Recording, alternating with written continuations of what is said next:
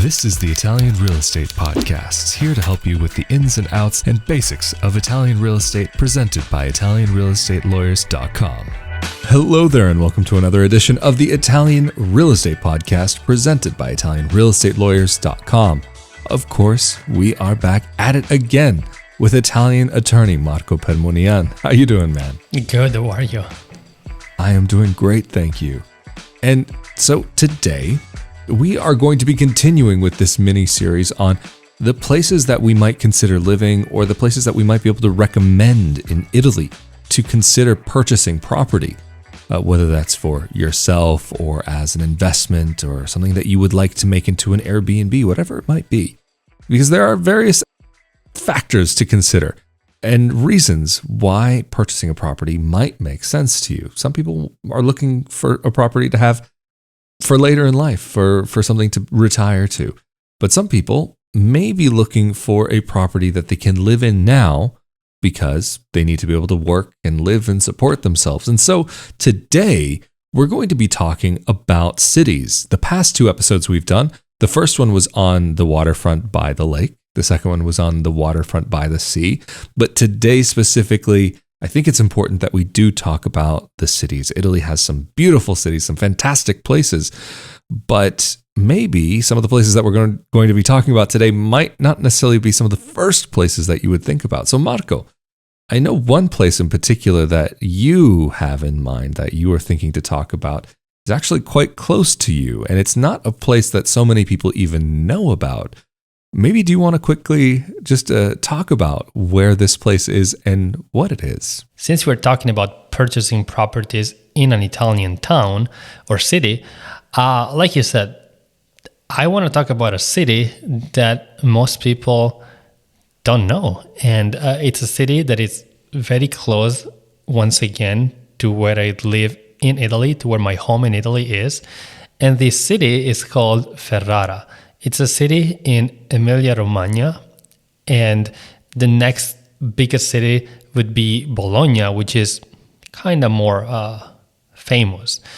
But the beauty of Ferrara, in my opinion, is that it's the perfect size because it's not too big, it's not too small, so you have everything, and you have like the high-speed train. You have all of the advantages of a major city, but at the same time, you don't have all of the crowds that you would find in a major city like Rome or Milan, where you can be maybe stuck in traffic for hours during rush hour.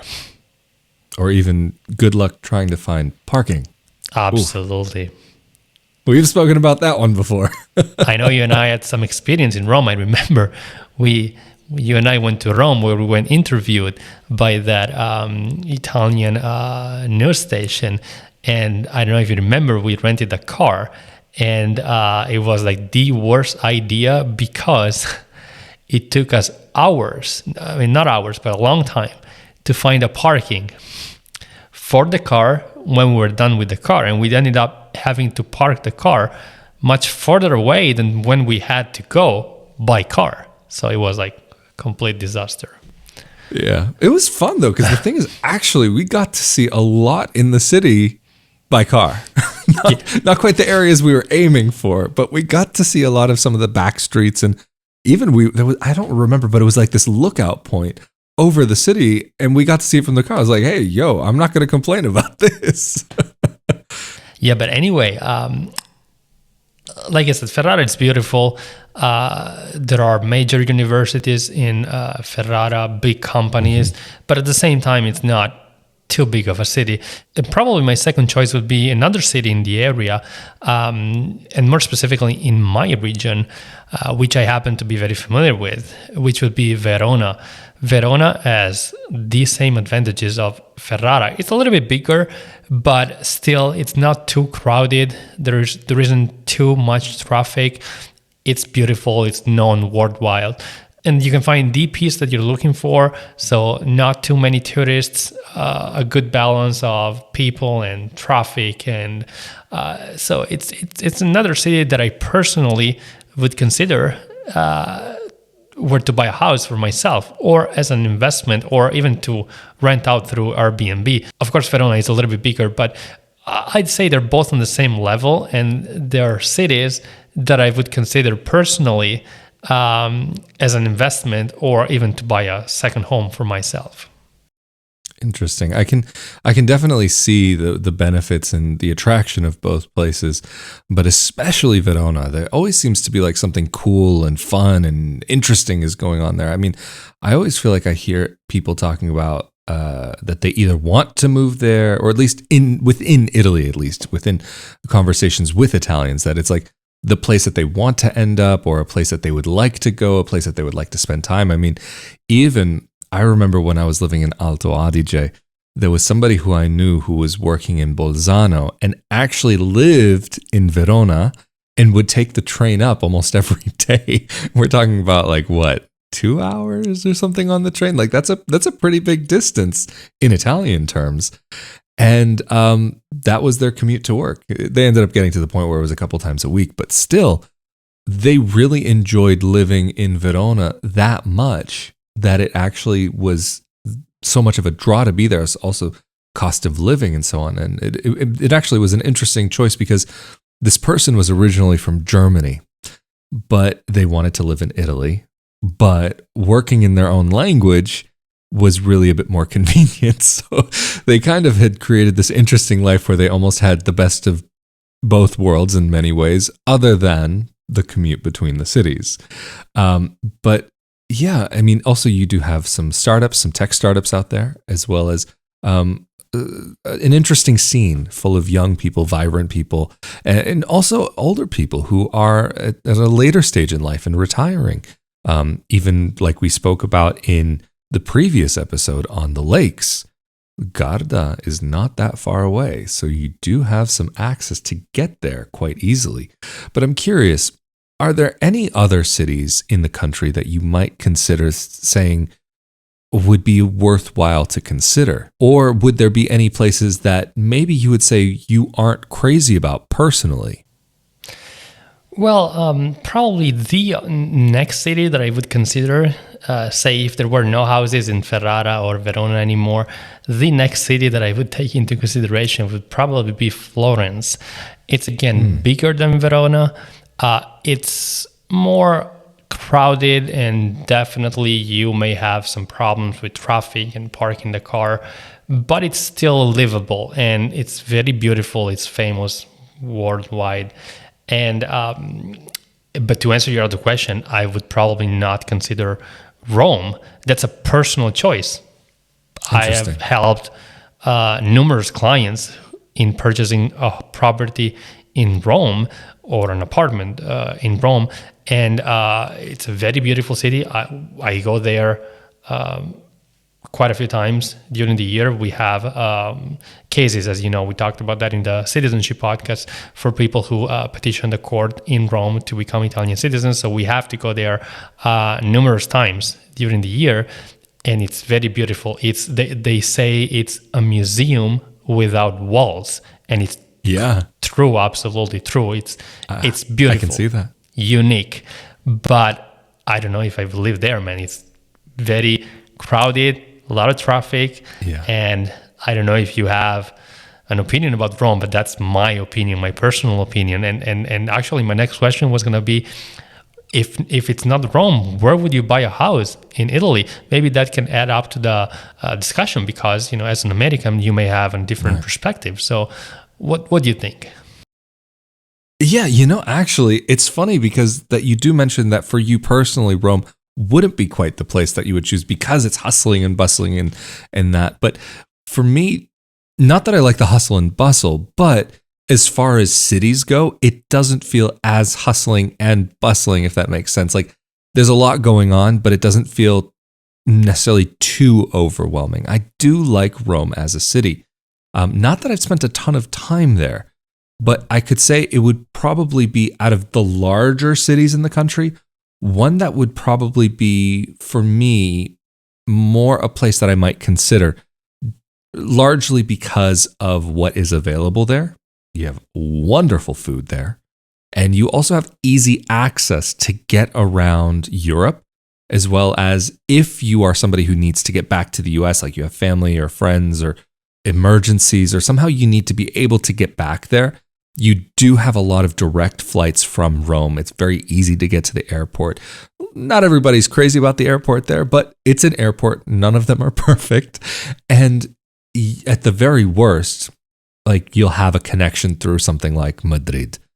Mostly from Rome, you'll be able to get a direct flight, but some do go through other parts of Europe. But it's very easy and relatively cost effective to fly through that city. But I would say maybe if I were to start thinking about a city, actually, to go back to the earlier part of the conversation, probably for me, Verona would probably be the place.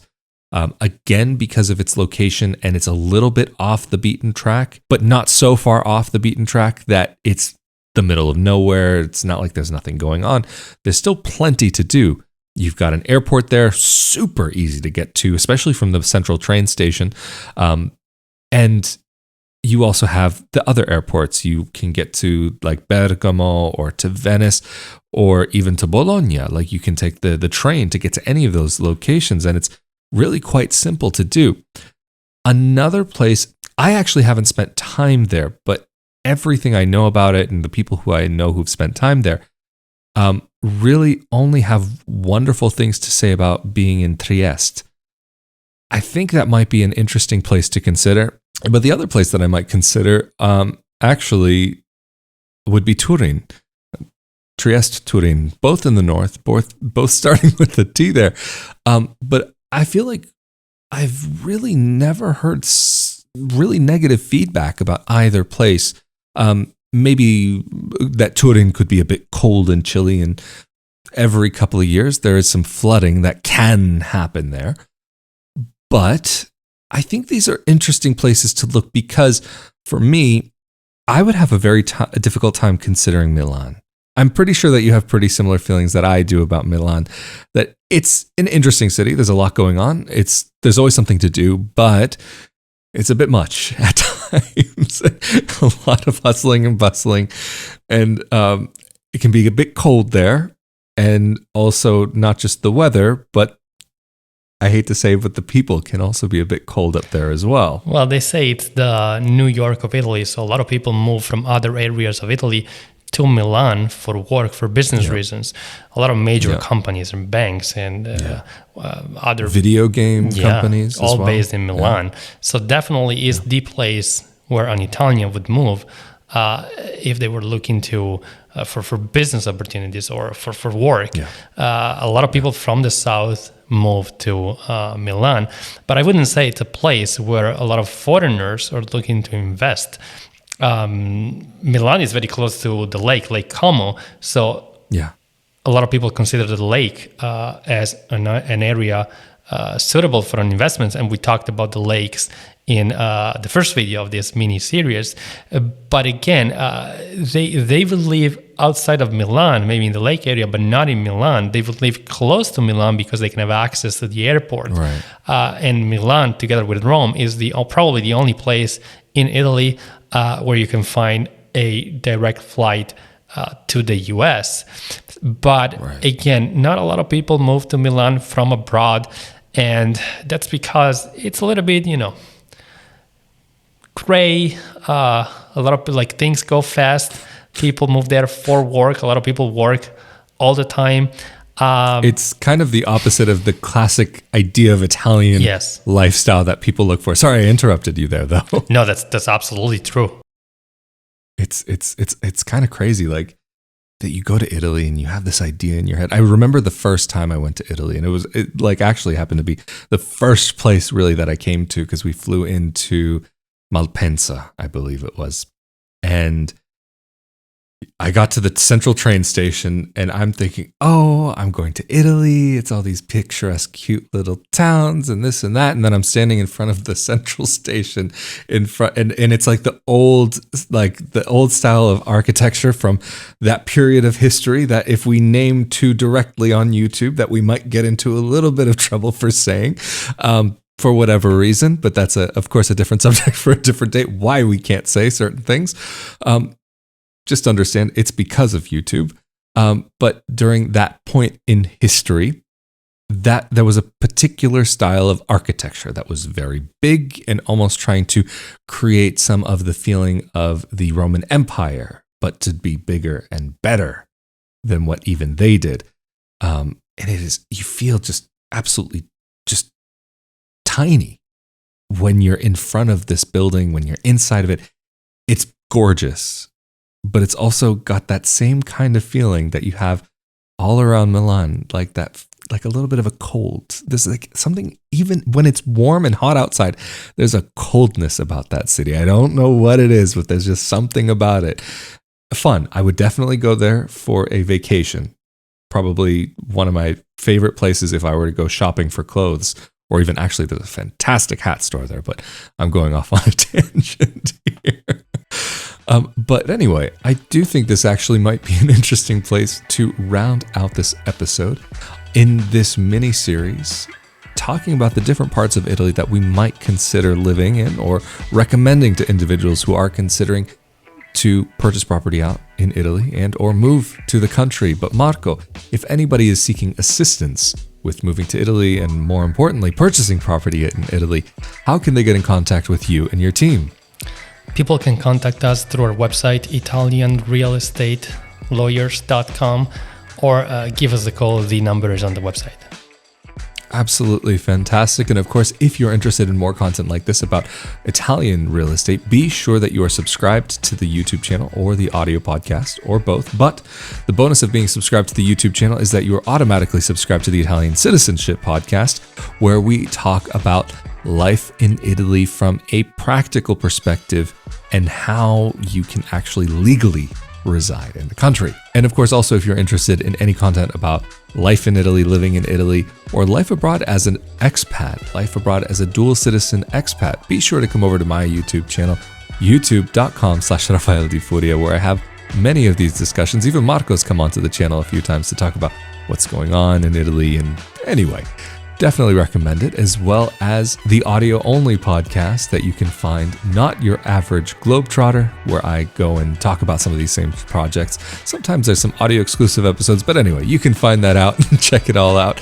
But for the time being, Marco, thank you very much again for making yourself available for another episode of the Italian Real Estate Podcast, presented by ItalianRealEstatelawyers.com. Of course, I'm Rafael Di Furia, and stay safe and healthy out there, and we will see you all next time. Later. Thank you.